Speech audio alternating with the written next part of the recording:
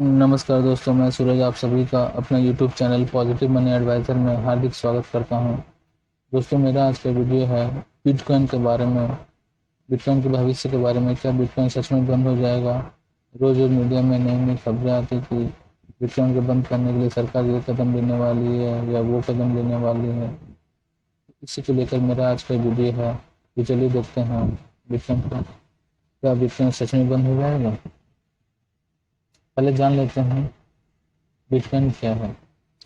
Bitcoin एक virtual currency है। इसकी शुरुआत साल 2009 में हुई थी, जो कि अब धीरे धीरे इतनी लोकप्रिय हो गई है कि इसकी एक बिटकॉइन की कीमत लाखों रुपए में पहुंच गई है। इसे क्रिप्टो करेंसी भी कहा जाता है क्योंकि भुगतान भुगतान के लिए यह एक क्रिप्टोग्राफी का इस्तेमाल करता है। बिटकॉइन कैसे बनता है? दरअसल बिटकॉइन की एक छोटी सी यूनिट सातोशी है और एक bitcoin equals to 10 crore satoshi होता है।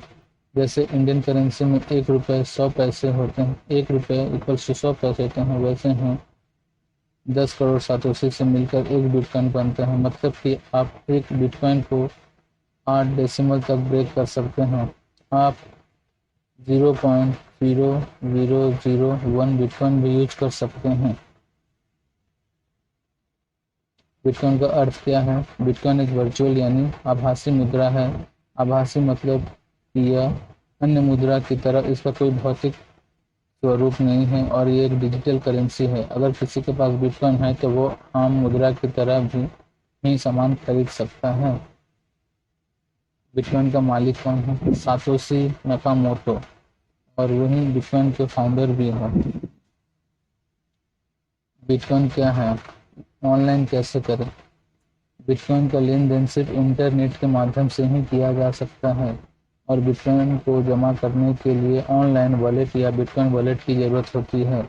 यह एक ओपन सोर्स करेंसी है जिसका उपयोग कोई भी व्यक्ति कर सकता है। यह करेंसी एक पॉइंट्स की तरह होती है जिसे हम अपने देश की मुद्रा के हिसाब से कन्वर्ट कर सकते हैं। 2009 में बिटकॉइन की क्या कीमत थी? 2009 में जब बिटकॉइन लॉन्च हुई थी तो इसकी कीमत थी 0.060 रुपये। जी हाँ दोस्तों, 0.060 रुपये थी। यानी करीब 12 साल पहले बिटकॉइन ने जीरो से ही 40 लाख रुपए तक का सफर तय कर लिया। बिटकॉइन की कीमत बिटकॉइन में पहली बार तेजी 2010 में आई थी, जब इसकी कीमत $0.0008 से बढ़कर $0.08 पहुंची थी, पर आज इसकी कीमत 40 लाख है दोस्तों।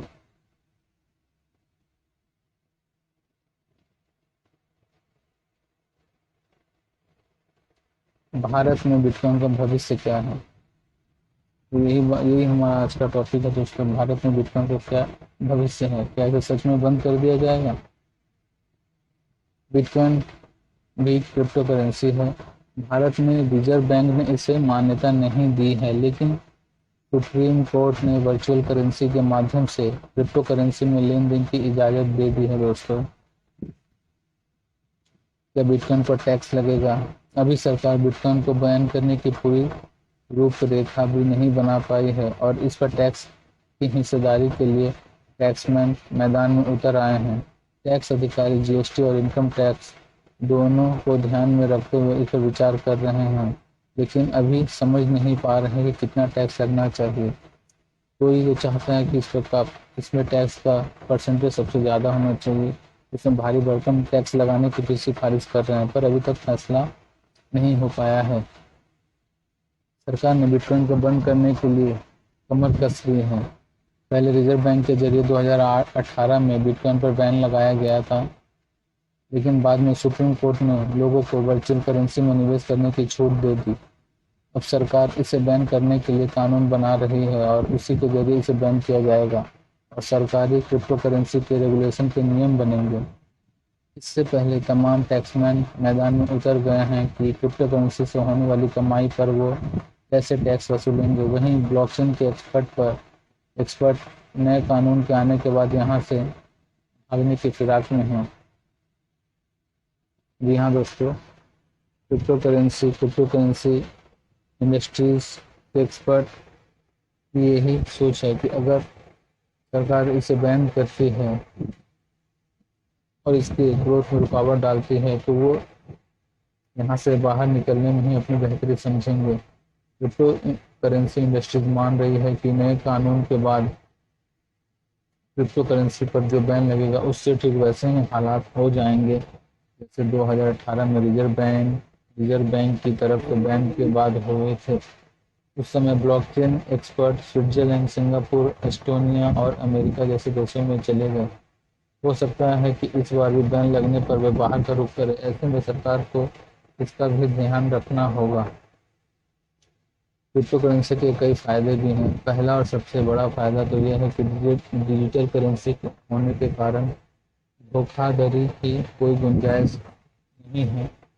क्रिप्टो करेंसी में रिटर्न यानी मुनाफा काफ़ी अधिक होता है। ऑनलाइन खरीदारी से लेन देन आसान हो जाता है। क्रिप्टो करेंसी के लिए कोई नियामक संस्था नहीं है, इसलिए नोटबंदी या करेंसी के अवमूल्यन जैसी स्थितियों का इस पर कोई असर नहीं पड़ता।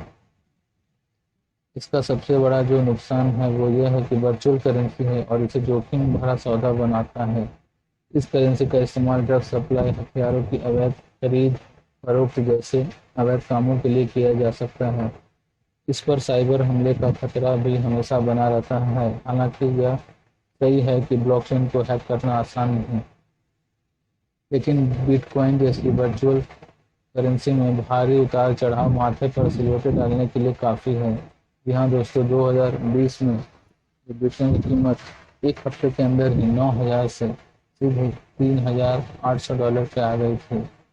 पिछले 5 साल में कई मौके ऐसे आए जब बिटकॉइन एक ही दिन में बगैर चेतावनी के 40 से 50% गिर गया।